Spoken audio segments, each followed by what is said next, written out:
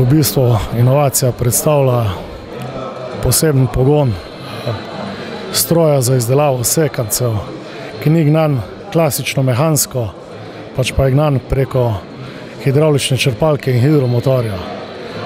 S tem pogonom smo lahko izvedli vozilo, ki je malo kompaktnejše od običajnih strojev ali pa strojev podobnih kapacitet, hkrati zagotavlja uporabo več drugih strojev, kot so prekucnik, betonski mešalec, sedlasti vlačilec, ki se z hidravličnim menjalnim sistemom enostavno v roku približno 10 minut lahko enostavno zamenja in tako se isto tovorno vozilo lahko uporablja za več različnih namenov. Od ideje do izvedbe, od tiste prve zasnove pa do časa, ko je šlo to dejansko v proizvodnjo, trajalo cirka 300 ur, vam že to približno pove, da glede na prejšnje izkušnje smo vložili nekaj znanja.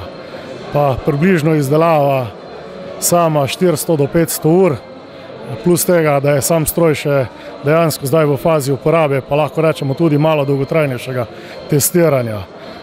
Verjetno bomo na podlagi tega še v bodoče izdelali ali pa izvedli še kakšne dodatne izboljšave.